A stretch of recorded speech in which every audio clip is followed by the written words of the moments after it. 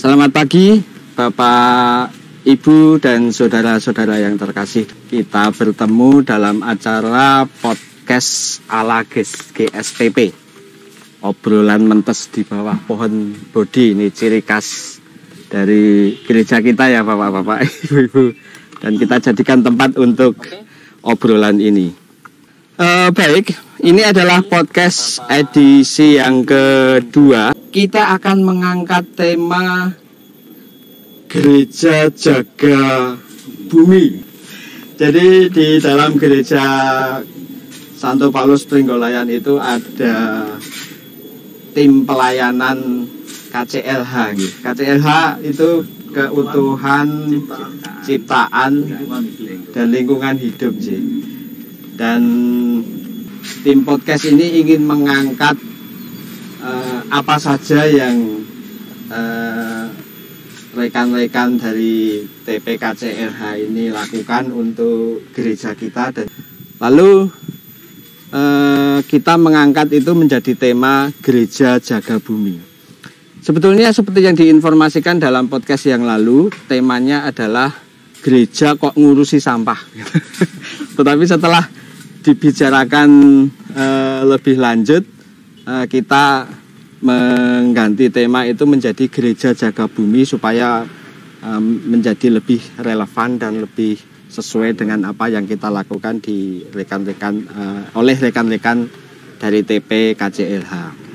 Pada hari ini hadir 4 orang. Semua ini adalah penggerak dan aktivis dari TP KCLH. Yang di sebelah saya urut saja dari kiri saya, ini Mas Henrikus. Lengkapnya siapa Mas Henrikus? Hariwantoro. Hariwantoro, ya. Mas Henrikus Hariwantoro ini dari lingkungan mana, Mas? Albertus Agung. Dari Albertus Agung.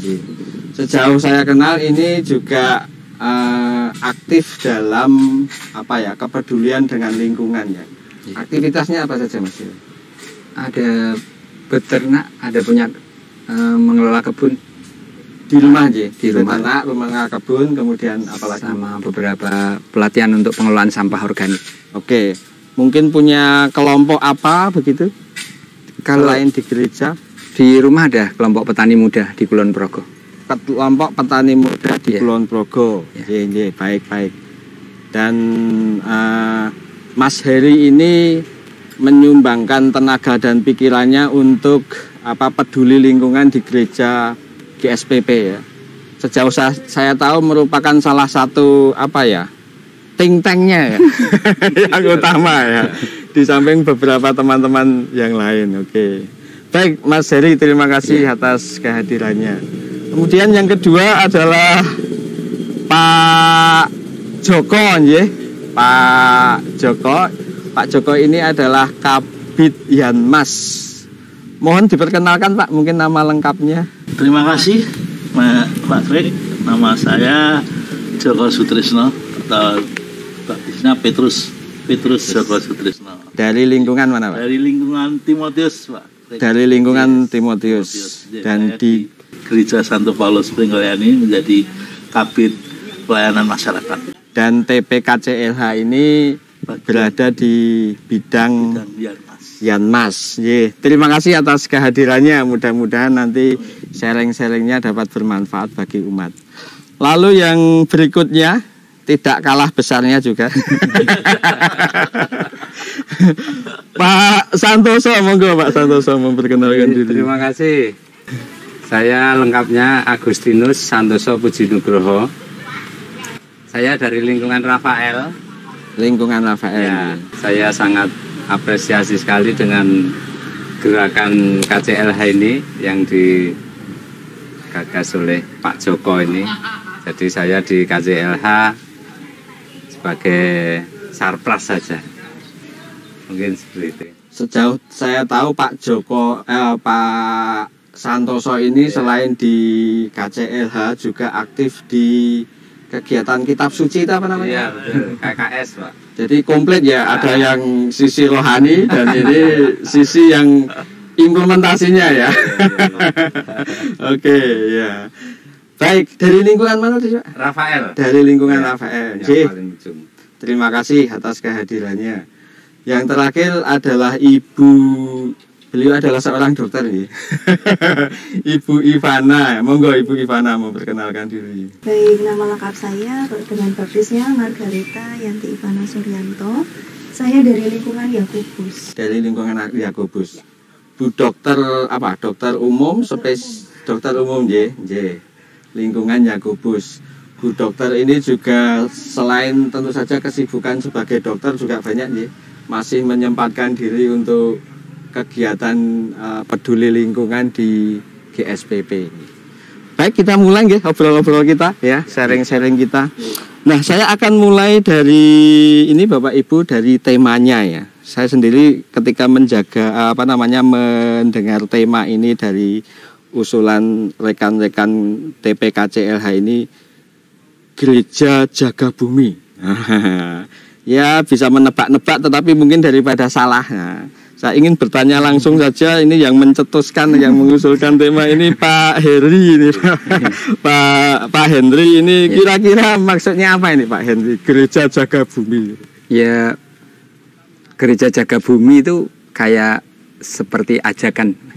Jadi kalau kita sebagai manusia, sebagai ciptaan Allah itu sudah wajib untuk menjaga bumi dari kerusakan dan melestarikan lingkungan hidup. Jadi tema tagar ini sebenarnya lebih ajakan, lebih harapan bahwa gereja itu bisa menggerakkan umat untuk bersama-sama menjaga bumi, menjaga rumah kita.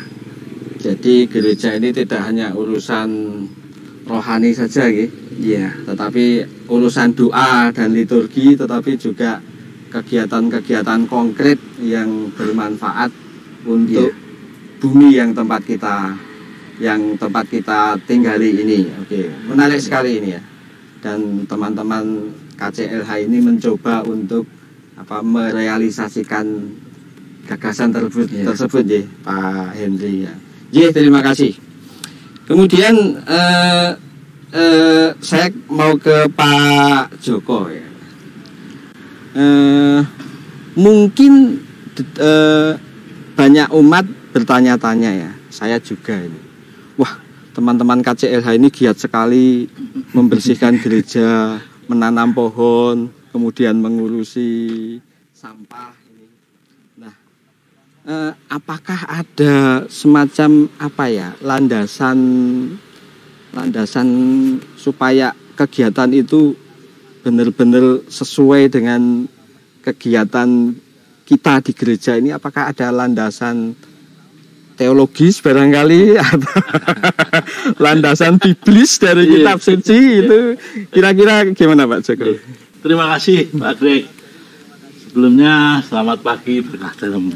Berkah dalam, selamat pagi. Dalam kita secara kitabiah ya tadi itu dikatakan bahwa sebetulnya ada 3 dimensi dalam kehidupan ini.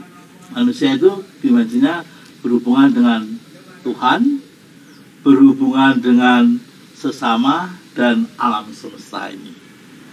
Seperti yang disampaikan oleh Pak Hendrik tadi, sebetulnya ada kaitannya bagaimana manusia itu harus memelihara, terus mengolah dan lain-lainnya. Itu sesuai dengan di kitab suci di Kejadian 1 bab 1 ayat 26 dan dikatakan begini.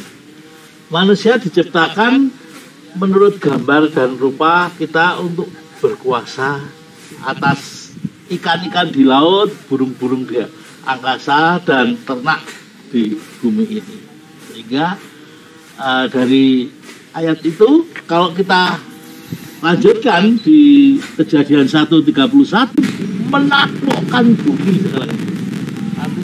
Kalau diharapkan ini dengan pemeliharaan seperti yang dia sampaikan Pak Edi tadi, memelihara, merawat, mengolah dan lain-lain, itu bumi akan menjadi baik. Tetapi kecenderungan manusia sekarang kan mengeksplorasi dengan membabat hutan, membabi buta, pencemaran lingkungan sehingga tidak bisa dimanfaatkan, air tercemar sehingga tidak bisa untuk minum. Lah inilah tugas dari tim KJLH ini untuk mencoba walaupun kecil, secara kecil, kita kecil dulu itu mencoba untuk lebih baik berbuat daripada tidak nggih Pak. Mengolah hal yang kecil dulu dari sampah dulu. Namun ini bukan tujuan utama Pak. KJLH itu nanti selanjutnya kita bagaimana membuat gereja ini menjadi hijau, peduli pada lingkungan dan menjaga bumi secara bersama-sama. Ya, jadi ada landasan dari kitab sucinya ya.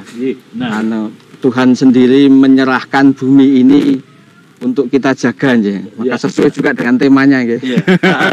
Betul-betul kita disuruh menjaga bumi ini dan supaya bumi ini tetap indah ya. Lestari dan sesuai ketika dunia ini diciptakan. Oke, baik-baik. Ini bisa sambil diminum loh Pak ini.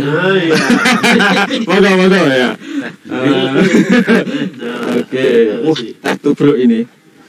Nah sekarang Pak, apakah selain landasan biblis dari kitab suci, apakah mungkin ada seruan dari gereja, barangkali Bapak Uskup atau mungkin yang lebih tinggi, Bapak Paus, barangkali ada Pak Joko? Terima kasih.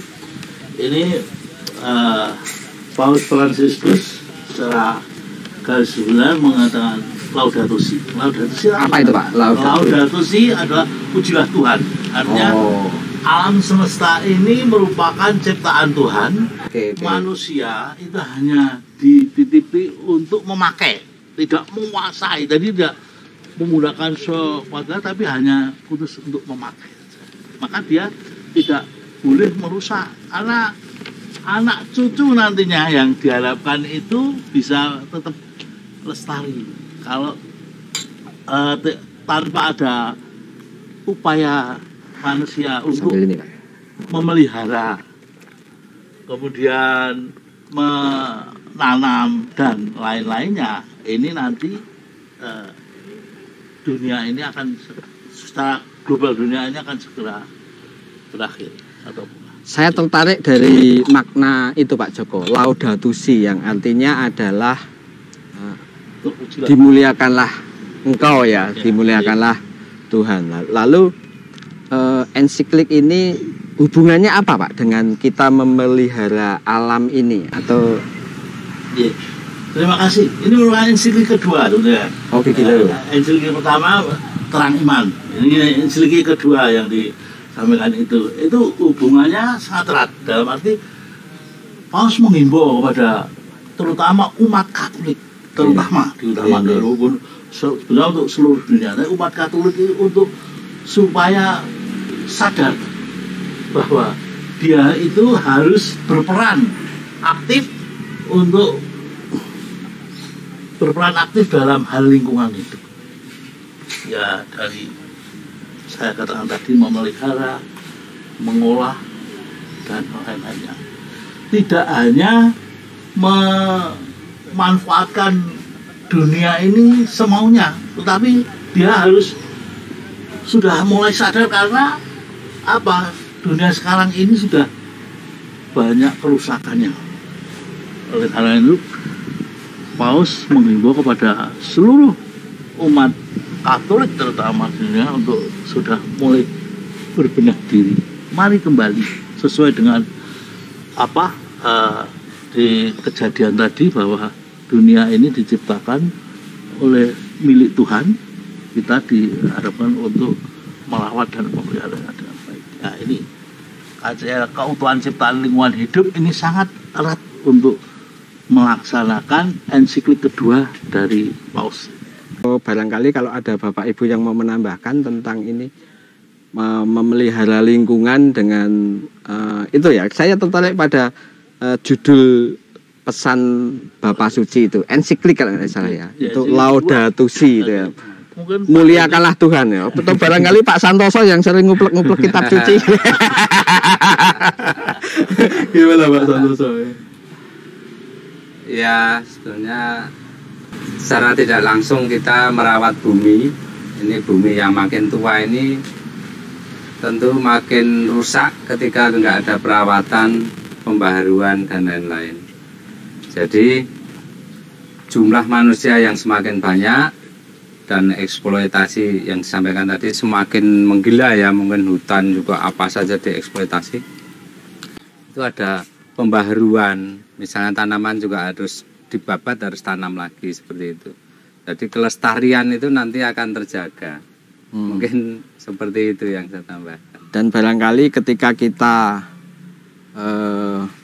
merawat alam ini barangkali ya menjadi perwujudan usaha kita untuk memuliakan Allah barangkali. Betul.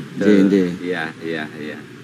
Merawat ciptaan Tuhan juga ya. Merawat ciptaan Tuhan ini perwujudan kita memuliakan Tuhan atau ya, memuji namanya. Ternyata menarik sekali ya bahwa usaha-usaha untuk merawat lingkungan dan memelihara ciptaan ini adalah salah satu pesan yang ada dalam kitab suci, dan juga gereja juga mempunyai pesan untuk kepada kita untuk melakukannya.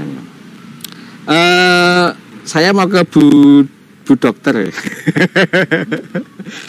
Bu Dokter ini terlibat dalam kegiatan merawat lingkungan terutama di gereja ini. Apa yang mendorong Bu Dokter? Terima kasih Pak Greg. Ini ada sambungannya tadi ya dengan yang disampaikan ensiklik juga itu Pak. Ada terkait bahwa ungkapan rumah kita bersama. Bahwa bumi ini sebetulnya adalah rumah kita bersama. Kita itu siapa? Kalau menurut saya kita itu tidak hanya manusia. Jadi tidak hanya manusia, tetapi kita itu ya semuanya gitu. Rumah kita bersama, rumahnya manusia, rumahnya hewan, rumahnya tumbuhan, semua itu memiliki hak di bumi. Jadi ya mau tidak mau, karena yang paling pinter ya, yang punya akal budi itu adalah manusia, yang bisa menjaga itu ya manusia gitu kan. Jadi ya kita harus hidup menjaga bumi. Kemudian kalau kaitannya dengan kesehatan banyak sekali apa itu Pak? Mungkin bisa di-sharekan. Dari kesehatan gitu kan ya, kan sudah jadi rahasia umum ya kalau kita itu, kalau misalnya ini hidup di alam yang tidak ada polusi itu kan jelas lebih sehat gitu kan. Kemudian kalau makanannya makanan organik itu kan juga lebih sehat daripada makanan dengan pupuk-pupuk kimiawi. Kemudian kalau melihat mbah-mbah kita itu kalau belanja soto bawanya rantang, kalau kita males bawa rantang bawanya plastik. Padahal plastik itu kan kalau dia kena panas dia ada mikroplastik yang akan ada di dalam makanan kita makan. Jadi kita makan plastik. Atau kemudian ketika kita membuang plastik itu di sungai, ya kita buangnya di tempat sampah, tapi kan terus enter ya sampai ke laut dimakan ikan-ikan. Ternyata juga sudah ada kandungan mikroplastik di dalam ikan, di laut sekalipun, di laut dalam juga sudah ada. Nah itu secara tidak sadar kita makan. Nah kan bisa bayangkan kalau plastik itu dimakan jelas ke tubuh juga. Nah dengan langkah kecil ini yang dari diri sendiri mungkin ya, atau mungkin dari teman-teman juga nanti di gereja ini, kita sudah mulai sudah mulai untuk memilah kemudian mengolah gitu kan, kita jadi lebih bisa untuk ya lebih sehat lah gitu lah Pak Greg, kurang lebihnya seperti itu. Bapak Ibu, ini Bu Dokter ini patut kita contoh nih. Tentu Bu Dokter ini orang sibuk ya, tapi masih juga mau untuk berkontribusi, menularkan ilmunya dan bekerja bersama-sama dengan rekan yang lain untuk melakukan kegiatan di gereja. Nah, ini patut kita apresiasi. Selanjutnya saya ingin bertanya tentang dulu kegiatan ini belum seintens sekarang ya. Nah, ini kira-kira mungkin Pak Santoso ya, yang mau yang mewakili TP KCLH ini, salah satu anggota TP KCLH ini, apa yang menyebabkan atau yang mendorong teman-teman sekarang giat untuk mempedulikan lingkungan gereja ini, Pak Santoso? Ya, baik. Jadi ini termasuk TP baru ya Pak Joko ya. Ini dari Di periode Dewan ini gitu. Yang dulu belum ada gitu. Ya, belum ada. Lantas ketika mulai diadakan TP ini di Bawayan Mas ya, itu bersamaan dengan pandemi. Ya, jadi sebetulnya kita sudah ancang-ancang, tapi masih takut-takut. Jadi perencanaannya sudah ada waktu itu untuk perawatan, untuk pembelian, untuk bikin pupuk dan lain-lain. Tapi dengan berkembangnya anggota yang banyak dan setelah meredanya pandemi ini, kita bergeraknya jadi kesannya lebih intens gitu ya. Apalagi ada Pak Henry, ada Bu Dokter, terutama didukung Pak Joko ini. Jadi anggotanya sudah banyak. Kebetulan juga tentu saja dana, ya dana ACC banyak untuk pembelian ini itu, terutama di Sarpras juga terus beli mesin, alat-alat, garu, pacul dan lain-lain, selang ya semacam-macam. Jadi intens ini apa terasa lebih kayaknya dulu kurang begitu, tapi sekarang rame gitu. Saya harap ini semangat tetap ya, semangat ya, karena didukung saudara-saudara kita yang memang kredibel di bidangnya seperti Pak Henry, Bu Dokter. Di grup ini ada yang grup aktif, ada yang grup tidak aktif, istilahnya sekali-sekali gitu. Tapi dari sejumlah berapa yang aktif ya? Yang 20 ada Pak ya? 20 itu aktif, yang lumayan aktif ya. 20. Jadi kita punya jadwal rutin juga yang diagendakan tiap Sabtu ya Pak ya? Tiap Sabtu pagi. Nah itu kita lihat memang antusias dari rekan-rekan ini sangat tinggi. Nanti saya akan tertarik untuk menanyakan kegiatan-kegiatannya juga ya.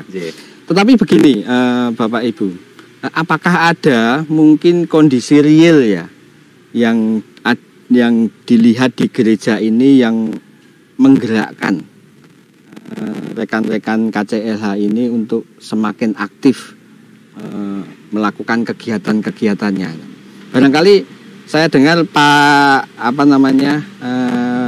Pak Henry ini mempunyai banyak-banyak dokumentasi ya tentang kondisi-kondisi gereja ini ya. Atau mungkin bisa dijelaskan dulu Pak Henry tentang apa yang menyebabkan rekan-rekan KCLH ini untuk semakin aktif dalam berbagai kegiatan untuk peduli lingkungan di gereja. Ya. Mungkin kalau pada waktu pertama kita belum tahu mau melakukan apa. Tapi yang kita lakukan, kita menyepakati untuk melakukan pemetaan kondisi gereja pada waktu itu, bulan Juli ya. Bulan Juli kita meminta teman-teman yang punya waktu bergantian kita mendokumentasikan semua kondisi yang ada di gereja ini dalam waktu seminggu kalau tidak salah waktu itu. Jadi ada yang buat video, ada yang memotret, ada yang bertemu langsung dengan para pelaku yang ada di sini. Lalu teman-teman teknis Komsos bisa ditampilkan beberapa gambar tentang Pak Henry kemarin memberikan gambar-gambarnya tentang kondisi di gereja ini. Monggo Pak Henry sambil menjelaskan. Ya.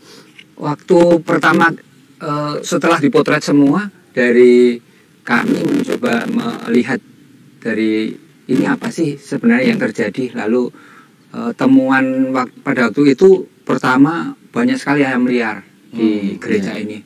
Mau kurungannya juga, pokoknya semua tidak teratur. Tanaman juga banyak yang dipatok-patok. Lalu di mana-mana setiap kita bergerak ada sampah juga ditokar-tokar gitu. Di belakang panti sana ya Pak ya. Sangat tidak terurus ya sampai numpuk. Ya, itu karena masih memang sampah itu karena masih campur. Lalu yang kedua, tanah di sini hanya disiram terus. Tidak pernah tidak menemukan adanya bekas-bekas pemupukan, dirawat, dipelihara atau hanya tanam siram. Yang kita amati seperti itu. Lalu pot-pot itu juga sudah ada yang pecah, beberapa dokumen kami di dekat panti, dekat pasturan itu juga ya nggak ada yang menjaga, merawat, hanya nyiram-nyiram, dan itu mungkin udah tahunan. Media tanam dalam pot itu tidak diganti. Lalu keterlibatan, jadi ini yang kita jadi bagaimana sih kita bisa menggerakkan dan melibatkan umat untuk memelihara atau menjaga, paling enggak ya nyiram. Lalu lalu pengelolaan sampah kita masih waktu itu setelah mengamati 2 mingguan itu kita ada mobil yang mengambil sampah, lalu ternyata itu gereja mengeluarkan 800.000 biaya untuk sampah diangkut ke itu pun piungan. masih mumbruk itu ya, yang ya, masih menumpuk di belakang panti itu. Yang bukan nominalnya, tapi menurut saya itu kontribusi gereja terhadap sampah yang ada di TPA ya. Itu yang harus kita pangkas. Lalu setelah kita amati, dari situ kita menentukan langkah apa yang akan kita lakukan dulu. Jadi beberapa yang dari yang dasar tadi itu menjadi langkah kita mau melakukan apa selanjutnya. Saya kira itu. Dan saya melihat sendiri betapa bermanfaatnya rekan-rekan apa yang dilakukan oleh rekan-rekan KCRK ini. Jadi gereja yang dulunya penuh sampah, dan kalau saya sejauh saya tahu sekarang sudah tidak ada lagi pengangkut sampah dan memang luar biasa ya rekan-rekan KCRK ini. Dari Oktober Mas, kita dari Oktober meminta ke Dewan untuk menghentikan itu dari rumah tangga untuk dihentikan, tidak ada lagi pengangkutan sampah. Dan sampah-sampah itu tadi yang tadinya bermasalah menjadi barang yang bermanfaat ya. Nanti Bapak Ibu akan kita lihat ya, diapakan ya sampah-sampah itu oleh rekan-rekan KCRH ya. Bapak Ibu kalau mungkin barangkali ada yang mau bergabung, ingin bertanya pada rekan-rekan TP KCRH ini yang sangat aktif, peduli lingkungan di gereja, ada tidak Mas, Mbak, mungkin WA atau pertanyaan barangkali kalau ada? Belum nggih. Nggih, silakan nanti kalau ada sesuatu yang menarik bisa ditanyakan lewat WA yang di-sharekan di YouTube. Nggih. Saya lanjutkan ya. Sekarang kegiatannya apa saja ini? Ini mungkin siapa yang akan menyampaikannya? Pak Santoso atau Bu Ivana monggo, atau Pak Henry juga bisa, silakan. Kegiatan bisa saling mengisi ya. Iya, monggo. Kegiatannya yang pasti itu tadi mengelola daun-daun yang tadinya dibuang berbayar, kita olah menjadi pupuk sambil pupuk atau media tanam ya Bu ya. Memang prosesnya tidak cepat ya, karena masih harus pembusukan, terus nanti dijemur, nanti digiling, dicampur arang sekam. Tapi setidaknya kita sudah tidak menyuruh orang untuk buang. Jadi itu termanfaatkan untuk daun-daun. Lantas berjalannya waktu ada ilmu bikin lindi ya. Lindi mungkin dijelaskan prosesnya seperti apa. Dulu idenya dari mana itu membuat lindi itu? Idenya dari Pak Henry. Oh, dari Pak Henry. Ya. Pak Henry. Lindi itu apa itu, Pak? Monggo Pak Henry. Iya. Tambahkan. Dari tadi Mas, pengamatan awal tadi, lalu saya di sini kan litbang ya. Jadi mencoba mengisi apa sih yang dibutuhkan nanti kalau kita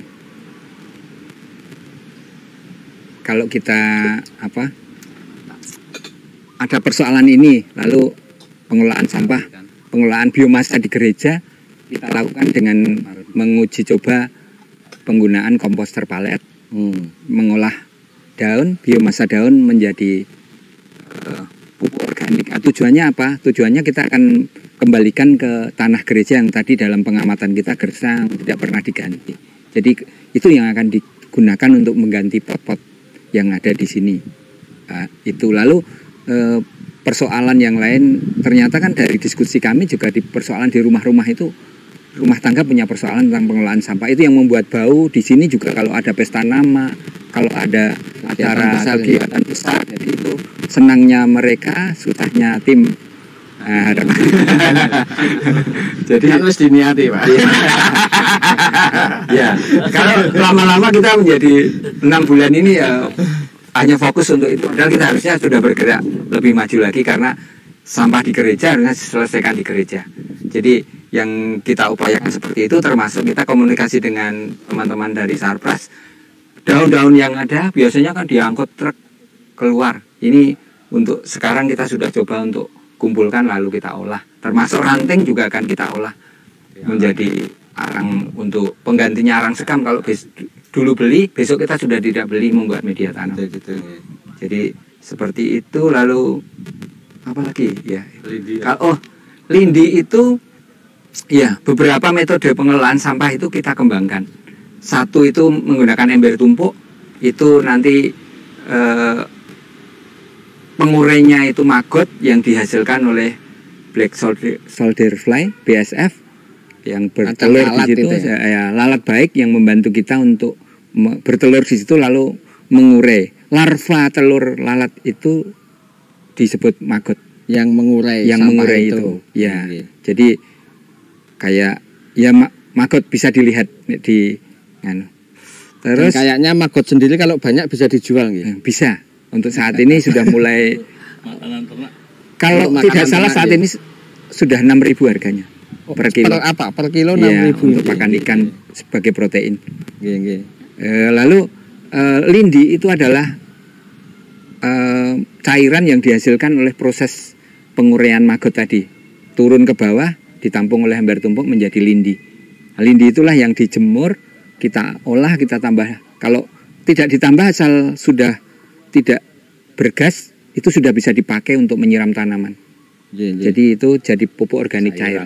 Jadi sampah ada yang dijadikan kompos untuk media tanam, kemudian ada yang kalau yang sebagian jenis tertentu bisa untuk pupuk cair. Iya. Ada pengembangannya juga Mas itu. Kalau yang orang-orang kita kan juga menyediakan yang malas untuk membolak-balik. Ada losida namanya. Jadi ada bermacam-macam. Itu hanya ditanam di 50 cm dari pohon, itu kita sudah memupuk dan menyiram. Kita sudah membuang sekaligus ada pohonnya di situ. Sampah sisa dapur di situ. Jadi kita nggak usah bolak-balik. 3 bulan kita panen itu bisa jadi media tanam juga. Nanti kita akan tunjukkan prosesnya, apa kegiatan-kegiatannya. Kita sudah mengambil video beberapa kegiatan juga dari Pak Hendri, tetapi mungkin ada pertanyaan dari luar, dari umat atau pemirsa, silahkan.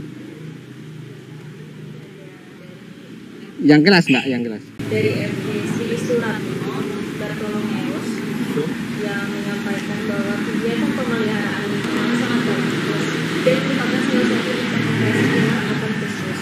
Oleh karena itu, alangkah indahnya apabila semua umat yang dalam dinamika membentuk kelompok atau paguyuban satu dengan yang lain bersinergi juga simultan mewujudkan tujuan bersama.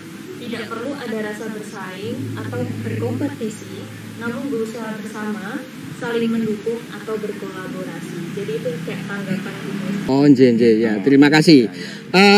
Apakah ada semacam menularkan ilmu begitu dan sinergi dengan umat lain mungkin di lingkungan kok?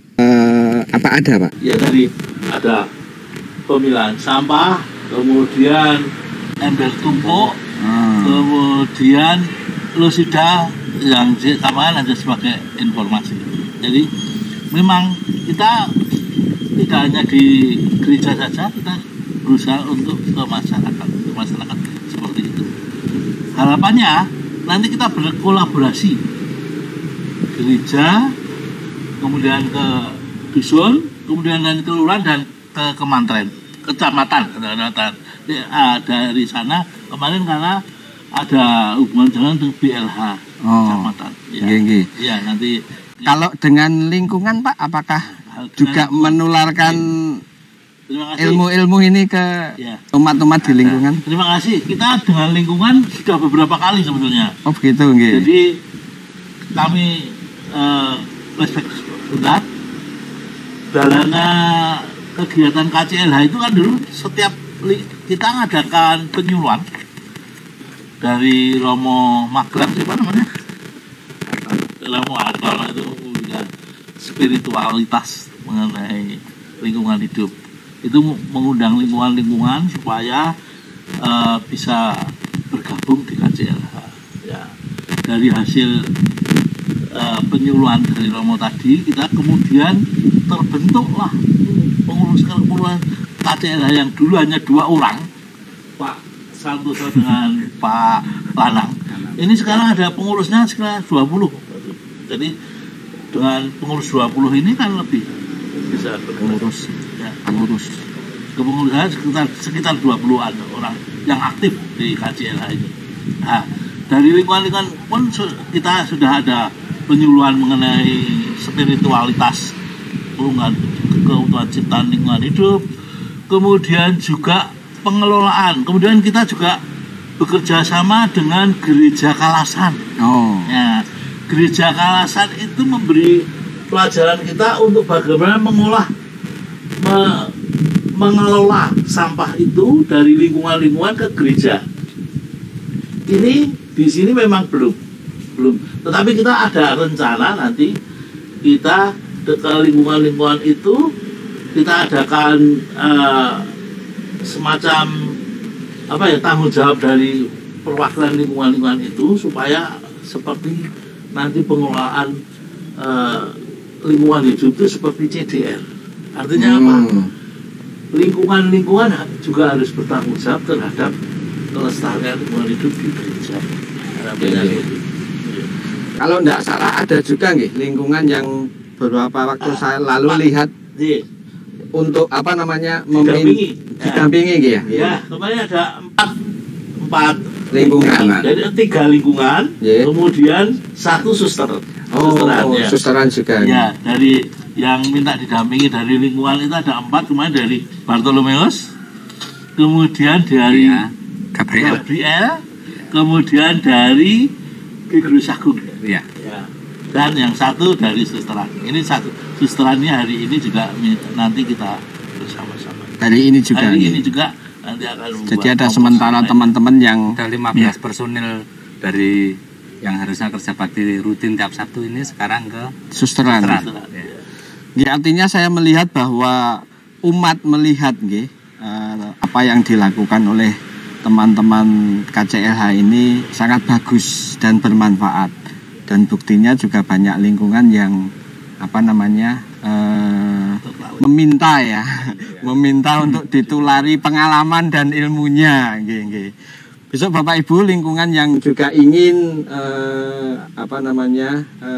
bersinergi dengan rekan-rekan TP KCLH, silahkan langsung menghubungi Pak Joko atau Pak Santoso, Bu Ivana, Pak Henry dan rekan-rekan KCLH yang lain. Apakah ada dari luar? Tidak ada, sementara belum gitu. Saya nambahkan yang lingkungan, Mas. Oke, monggo Pak Henry. Seperti tadi disampaikan Pak Joko, menambahkan kalau yang setiap lingkungan ternyata kebutuhannya berbeda-beda. Gitu. Jadi seperti Gregorius Agung itu mendatangkan kita untuk pelatihan ekoenzim. Jadi ekoenzim juga salah satu pengelolaan sampah limbah buah segar. Itu bisa diolah menjadi ekoenzim. Itu kita lakukan selain di Gregorius Agung meminta kita untuk ke sana. Lalu Paguyuban Ibu Paroki kita juga sudah mengisi waktu itu saya atas nama lingkungan. Jadi sama yang dilakukan membuat ekoenzim juga.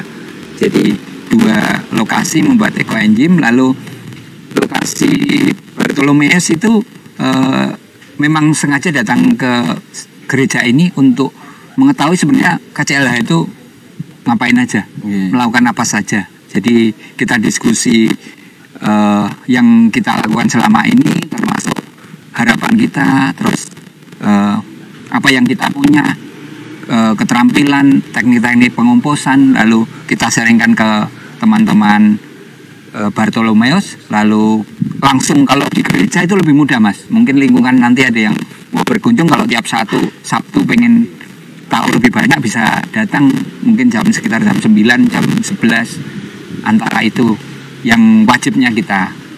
Jadi yang longgar kegiatannya yang terutama hari Sabtu ya. Sabtu itu bisa mendapatkan informasi banyak. Siapapun bisa menjelaskan itu di tim kami. Lalu yang satu lagi Gabriel masih datang 2 orang tapi masih mau kemana juga belum tahu. Yang jelas sudah kita informasikan untuk menyampaikan ke ketua lingkungan apa yang akan dilakukan setelah bertemu dengan kita. Lalu satu lagi susteran itu memang susteran kita punya teman-teman yang memberikan ide untuk punya kebun 50 meter kali 100. Nah, yang kita lakukan sekarang ya udah kita gunakan untuk pelatihan pengomposan biomasa yang skala besar. Hari ini sedang dilakukan. Jadi jam 9 ini teman-teman sebagian besar ke susteran untuk membuat itu. Dibantu teman-teman, ada mahasiswa yang kita mengundang siapapun yang mau belajar tentang membuat kompos daun atau biomasa, silahkan datang ke susteran. Nah, tujuannya ke depan kalau sudah punya kompos yang banyak, kita akan support merancang mendesain kebun untuk susteran sendiri. Kalau lebih bisa dijadikan untuk pemasukannya susteran. Pak Henry tadi menyebutkan ada berbagai kegiatan ya. Ini ada berapa kategori Pak? Atau mungkin ada berapa divisi? Lalu apa saja kegiatannya per kategori atau per divisinya? Ya, kalau divisi di sini ada 4. Yang pertama itu perawatan, pembibitan dan perawatan atau pemeliharaan. Dia lebih ke penyediaan benih, lalu merawat yang sudah ada atau menangkarkan tanaman-tanaman yang ada di sini, mengganti media tanam, melatih. Kami juga dilatih oleh teman yang di bagian ini untuk meramu media tanam yang bagus seperti apa. Kalau ini hubungannya dengan yang kedua, divisi kedua itu tentang pengelolaan sampah. Jadi pengelolaan sampah itu mulai dari yang sampah daun, biomasa daun, ada limbah domestik rumah tangga, sisa-sisa itu, lalu hasilnya itu digunakan untuk tim yang divisi untuk perawatan dan pembibitan tadi. Lalu ada divisi sarpras, Pak sarana prasarana, ya, Pak Santoso itu nanti yang bisa menjelaskan. Apa saja Pak Santoso kegiatannya divisi sarana sarpras? Ya. Intinya hanya divisi yang bertanggung jawab merencanakan bersama-sama tentunya ya apa yang dibutuhkan untuk pengembangan dan tindak lanjut. Lantas pembelian sesuai mungkin anggaran ya Pak Joko ya. Pembelian langsung pengoperasian juga akhirnya dari sarpras juga. Nanti perawatan barang itu beberapa kita beli, ada mesin, ada yang bikin di sendiri lemari misalnya, terus alat-alat, ada cetok, ada pacul, ada garu, ada itu semacam itu disediakan sarpras nanti berdasarkan dari usulan atau kesepakatan teman-teman.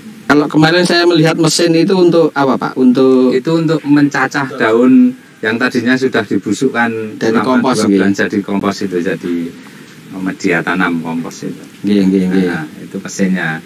Nanti akhirnya juga diplastiki, ada warung kejujuran tuh, nanti kalau ada yang berminat dari lingkungan yang membeli bisa.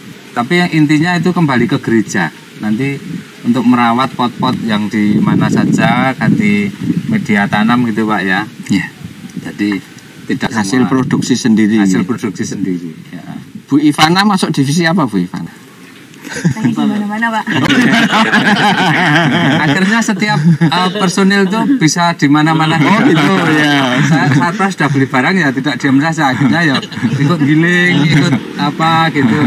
Ya, seperti Bu Ivana ini. Kalau spesialisasinya yang paling disukai apa Bu di sini Bu? Kalau saya lebih ke pengembangan ya Pak ya.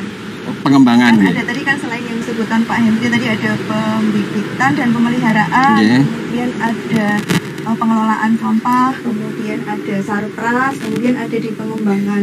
Jadi divisi yang lainnya adalah divisi pengembangan. Ini yang bukan sebetulnya Pak Henry nih, cuman saya sering ngurusin Pak Henry, nggak tahu gitu kalau nggak itu Pak. Nah di divisi yang pengembangan itu sebetulnya kayak tujuan utamanya gitu ya, dia ada mengembangkan kapasitas ya. Baik itu kapasitas dari anggota yang terlibat jadi pegiat, maupun kalau tadi yang Pak Greg katakan apa sih peran dari KCLH ke lingkungan berbagi ilmu itu. Saya suka Mbak berbagi ilmu meskipun ini nggak banyak mantap kayak gitu. Biasanya ulang rendah hati begitu. Divisi yang pengembangan itu selain memetakan kondisi tadi yang sudah dilakukan Pak Henry, kita juga berbagi ilmu Pak. Jadi selain ke lingkungan, oh ya kita punya program ya Pak Henry, belajar bersama KCLH gitu Pak. Jadi kita punya grup WA yang sementara ini masih pakai WhatsApp yang cukup mudah ya, cukup terjangkau untuk kita bisa belajar bersama. Kita sudah mengadakan kegiatan untuk yang bulan Februari kemarin, ember tumpuk. Jadi mengolah sampah organik dengan ember tumpuk. Kemudian yang untuk bulan ini sekalian saya promosi ya. Ember tumpuk itu embel ditumpuk. Ember ditumpuk. Yang tadi kan Pak Henry bilang komposter. Komposter. Oh. BSF. Fungsinya ditumpuk itu untuk apa? Yang atas untuk ngolah sampahnya, bahannya. Oke. Yang untuk menampung menampung. Lindi tadi Pak. Oh berarti di lubang-lubang begitu ya. Oh ya. Dan hasilnya pupuk cair itu ya. Yang bawah pupuk cair, nanti yang atas bisa dijadikan kompos juga ya. Pupuk ya, nanti Pak Henry yang bisa jelasin ini. Yang atas oke. Ya pokoknya nanti kalau Bapak Ibu ingin belajar bagaimana caranya, itu bisa belajar di sini gitu. Itu kalau ke rumah bisa itu, rumah tangga. Rumah tangga bisa. Bisa gitu. Iya, sangat bisa. Dan tidak ribet itu kan. Tidak, makanya kenapa kita angkat tema itu untuk bulan kemarin, karena itu sangat bisa dipraktekkan di rumah. Dan mungkin yang paling mudah nih, yang paling memungkinkan untuk dilakukan di rumah-rumah nih. Ya, ini Pak Henry ya. Iya, ember tumpuk sama losida tadi yang paling gampang. Oh, sampai losida itu yang ada sekalian tamannya, tanamannya. Ya. Sekalian ada tanamannya ya, selain untuk menanam. Oke. Soalnya kalau mau kebanyakan sampah rumah tangga itu yang bisa itu Kak ya, yang untuk jadi makanan magot itu Kak ini. Ya. Itu biasanya sampah apa saja yang bisa dilakukan di sana?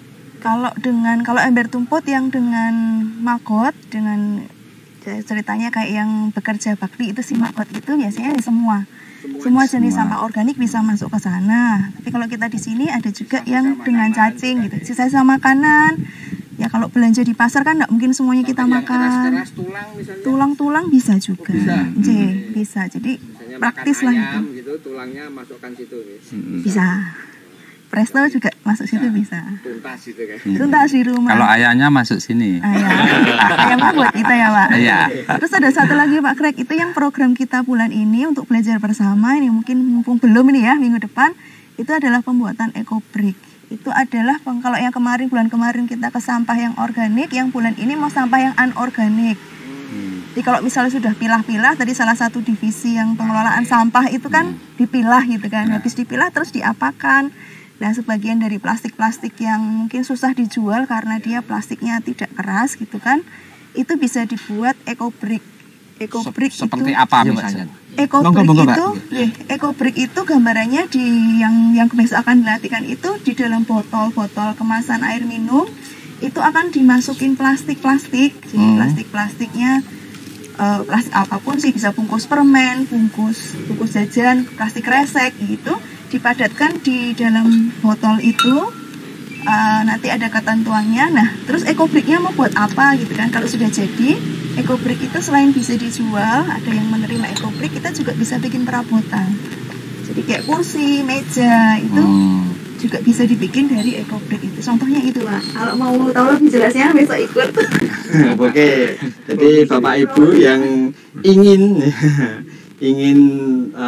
tahu dan mungkin bisa melakukan juga di rumah atau ikut kegiatan di sini silahkan datang. Besok hari tanggal Tanggal 16 melalui grup WA Pak. melalui grup Iya. WA. Kalau mau gabung nanti hubunginya siapa itu nanti? Nanti ada link yang akan bisa diklik nanti di papan pengumuman gereja. Oh, di papan pengumuman gereja. Silahkan Bapak Ibu mencarinya. Apakah ada dari masih belum ada nggih.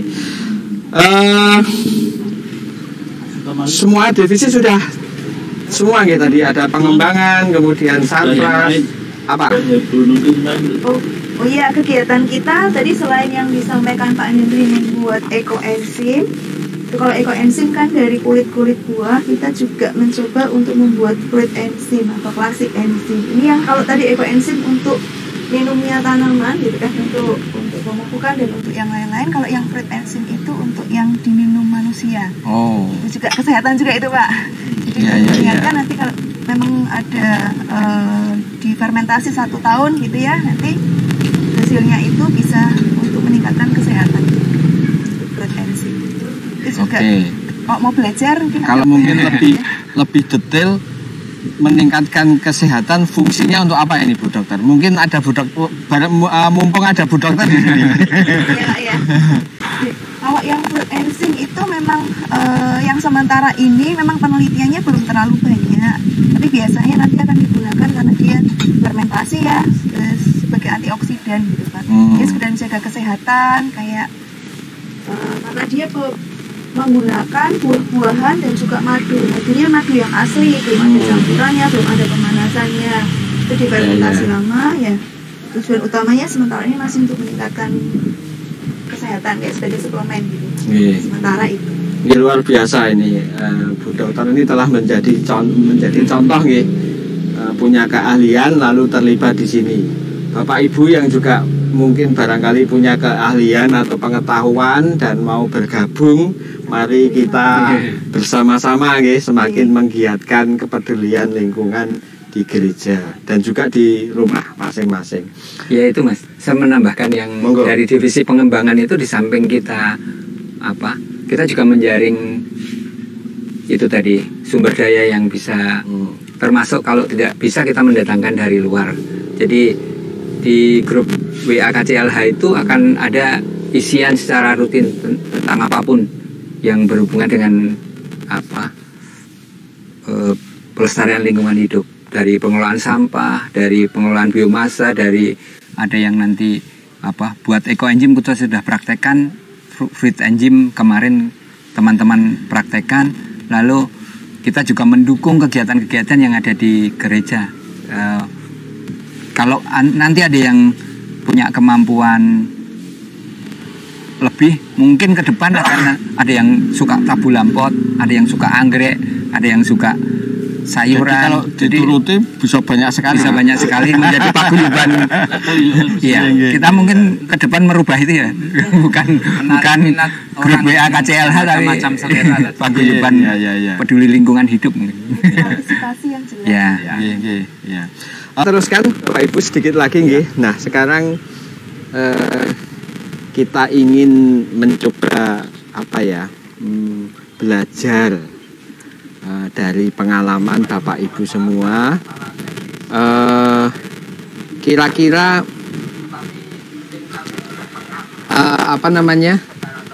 insight apa yang didapatkan atau nilai apa yang didapatkan dari ikut kegiatan di KCLH ini. Mungkin mulai dari sini saja ya, dari sebelah kiri saya Pak Hendri, lalu nanti dilanjut Pak Joko, Pak Santoso dan Bu Ivana. Monggo Pak Hendri. Yang pertama saya belajar dari proses ini ya, bagaimana banyak hal dari teknis maupun belajar teman-teman mengorganisir ide, pikiran, lalu menyepakati sesuatu, lalu melakukannya bersama. Itu bagi saya yang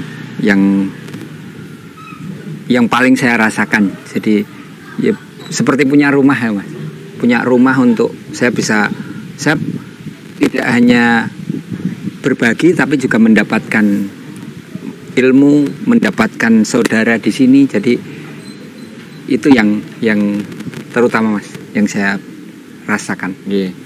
belajar juga dari orang lain dan juga bersama-sama mendapatkan saudara lalu dan ilmu. Juga belajar berkegiatan di gereja karena selama ini memang saya baru 6 bulan ini masuk di kegiatan gereja. Kalau yang lain-lain kan tugas parkir, kur itu kan seperti biasa. Tapi bagaimana ini harus bertahan dengan sesuatu apapun yang terjadi, lalu proses terbentur ke sana ke sini, terus kita harus lentur untuk menyesuaikan diri, lalu tetap jalan dengan apa yang kita punya. Jadi seperti itu juga proses-proses yang saya rasakan dan itu belajar, Mas. Nggih, terima kasih. Pak Joko, monggo Pak Joko. Terima kasih. Saya mencoba untuk menginspirasi bahwa gereja itu tidak hanya tempat berdoa, tetapi simbol salib secara vertikal maupun horizontal ini terpenuhi. Artinya apa? Kalau kita secara vertikal ke atas semuanya kita doa sudah tiap minggu atau misa harian gitu. Tapi justru horizontalnya ini kemanfaatan untuk sesama, baik sesama di lingkungan gereja ini, umat paroki, maupun sesama dengan masyarakat yang telah kita lakukan dengan melalui KJLH ini. Demikian. Iman itu harus konkret nih, Pak. Iman tanpa perbuatan hampa. Itu salah satu realisasinya. Baik sekali. Monggo Pak Santoso. Ya, baik. Bagi saya intinya adalah saya itu senang bekerja di gereja. Untuk gereja, menyumbangkan apa yang tenaga saya untuk ke gereja. Entah nanti ada kegiatan apa lagi bisa juga saya ikut. Jadi saya senang menggereja istilahnya. Di KCLH ini lebih senang lagi yang saya geluti sekarang itu persaudaraan yang bagus antara anggota, juga seperti tadi ilmu-ilmu yang tadinya saya tidak tahu, saya jadi tahu. Kemungkinan bisa saya sebarkan juga di lingkungan saya yang heterogen masalah agama ya, di kampung saya. Kemarin ada yang ikut ya Pak ya, dari tokoh Islam di tempat saya. Jadi intinya saya senang bekerja di gereja apa saja seperti itu. Ini bisa menjadi contoh untuk umat yang mungkin barangkali ingin ikut terlibat di kegiatan di gereja. Kalau masih kurang bisa masuk TPPKP, Pak. Oh, siap. Siap. Oke, ini serius ini, Pak. Siap. Asal saya ada waktu, saya lumayan ini ada tambahan pemikiran dari Pak Santoso. Monggo Bu Ivana, silahkan. Baik, terima kasih Pak Greg. Kalau dari saya semakin terbuka mata saya bahwa di gereja itu banyak sekali orang-orang hebat di bidangnya masing-masing. Cuman kadang-kadang mungkin belum tahu bagaimana caranya berbagi. Nah, di TPKCLH ini selain bertemu dengan banyak orang, terus banyak ilmu seperti yang tadi disampaikan Pak Henry, mungkin juga bisa berbagi apa yang didapatkan dari luar yang mungkin teman-teman belum tahu bisa dibagikan. Atau mungkin saya akan sangat senang sekali kalau dari teman-teman yang punya ilmu berkenan untuk berbagi, karena kadang-kadang bagaimana mau minta uang tahu aja enggak gitu. Jadi sepertinya kesadaran dari masing-masing untuk menyumbangkan ilmunya itu juga diperlukan, Pak. Yang saya lihat seperti itu. Gereja dan umat ini banyak pemikiran orang lain supaya lebih berkembang, baik betul. Untuk gereja dan juga secara pribadi masing-masing. TPPKP juga butuh nanti sharing ilmunya Bu Ivana. Kalau kami nanti butuh berkenan untuk juga berbagi ilmu terutama di pendampingan keluarga nanti. Terima kasih. Nah, sekarang yang terakhir barangkali ini yang untuk menutup pertemuan kita atau obrolan kita. Kira-kira harapannya apa yang ingin disampaikan kepada umat ya, atau kepada teman-teman yang lain ya, yang berhubungan dengan pelayanan kepedulian lingkungan ini. Sekarang kalau tadi dari sini, sekarang dari Bu Ivana.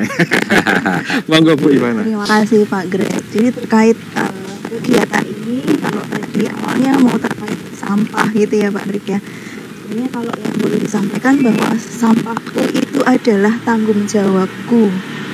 Jadi sebetulnya sampah saya ya tanggung jawab saya, bukannya dan terus orang lain ya. nitip lah sedikit, nggak ada yang lihat terus nitip. Tapi kalau misalnya di gereja jangan sampai nuntut buang sampah di gereja, mumpung ada TPKCLH yang beresin gitu. Memang bukan kalau menurut saya sih bukan fitrahnya TPKCLH untuk hanya mengurusi sampah, karena memang itu ada ya dipilah. Tapi kemudian kalau tidak ada, kita bisa fokus ke hal yang lain sebetulnya dalam hal ini menjaga keutuhan ciptaan lingkungan hidup.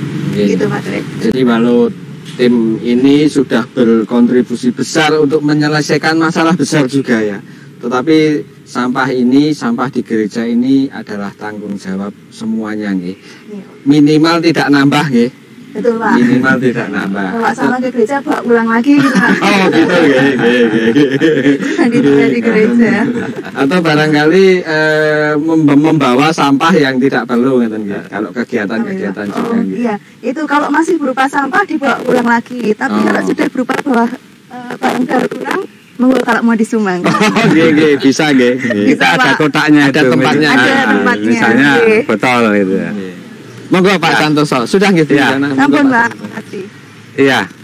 Bagi saya akan lebih bagus, lebih baik kalau lebih banyak yang terlibat. Oke. Ini perkembangannya kelihatannya bagus. Jadi seberapa manfaat KCLH ini nanti kalau sudah ke lingkungan dan KCLH ini di gereja tempat belajar saja. Tempat belajar, bukan lebih ke praktek-praktek. Prakteknya lebih bagus di lingkungan-lingkungan.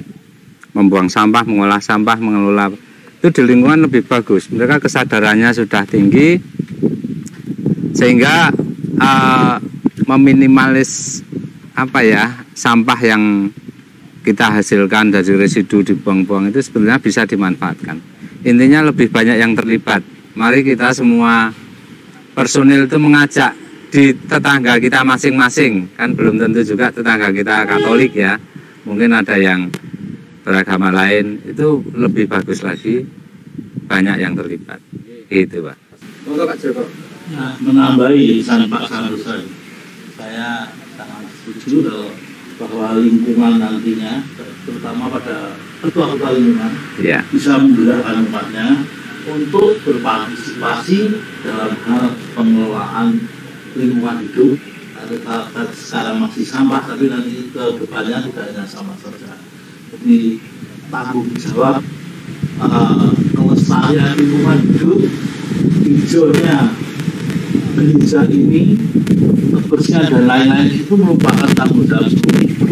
Jadi harapannya terutama pada ketua lingkungan itu bisa menggerakkan umatnya agar ikut berpartisipasi dalam hal pengelolaan hidup.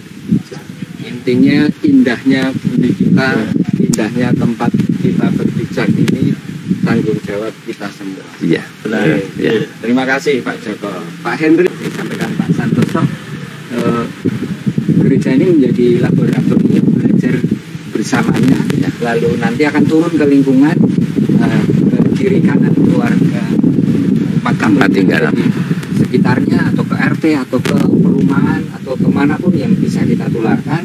Lalu kita bisa menjadi ini menular, harapannya menular. Semua gereja itu melakukan bagaimana melakukan gereja jaga bumi. Nah, salah satu praktek-praktek baik yang sudah kita lakukan siap ditirukan atau disebarluaskan, dibagi kepada siapapun yang mau belajar. Karena belajar itu bagi kami juga memberi pelajaran untuk kita. Karena orang yang belajar pasti dia juga akan memberikan pengetahuan baru, hal baru kepada kita yang sama-sama belajar. Saya kira itu Mas. Terima kasih. Ini lebih ke harapan yang lebih luas ya. Semoga ini tidak hanya terjadi di gereja Prenggolayan, tapi gereja-gereja yang lain juga peduli dan juga melakukan hal-hal yang sama. atau bahkan mungkin lebih baik juga ya Pak, supaya bumi kita menjadi lebih baik. Bapak Ibu, mungkin ini akhir dari obrolan kita. Terima kasih banyak Sama-sama. rekan TPKCLH yang telah menularkan berbagi hal yang baik yang telah dilakukan untuk kita semua, untuk umat, tidak hanya umat di wilayah.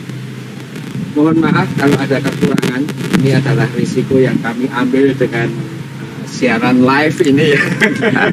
Berbeda kalau direkam ya, kalau direkam lebih terkontrol. Tapi bukan karena kami ini beralasan, tetapi mudah-mudahan ini menjadi evaluasi kami ke depannya menjadi semakin baik dan semakin dapat menyelenggarakan forum berbagi ini menjadi semakin baik juga. Terima kasih Pak Hendy, Pak Joko. Terima kasih Pak Dek. Pak Bu Ivana. Sampai ketemu lagi di kegiatan yang lain. Mudah-mudahan teman-teman KCLH semakin giat, semakin siap. Amin. Dan dapat menularkan kebaikan ini bagi umat yang lain. Untuk tema yang berikutnya adalah Prodiakon Muda. Kita akan mendengarkan sharing-sharing dari para Prodiakon Muda yang mencoba untuk membuat gebrakan baru. Biasanya prodiakon itu sudah sepuh-sepuh ya, atau yang berani menjadi prodiakon sepuh-sepuh, tapi kita mencoba ingin mengapresiasi dan menghadirkan prodiakon muda ini untuk tema podcast yang akan datang. Barangkali nanti Bapak Ibu tertarik bisa bergabung di bulan depan setiap Sabtu kedua. Terima kasih, sampai jumpa.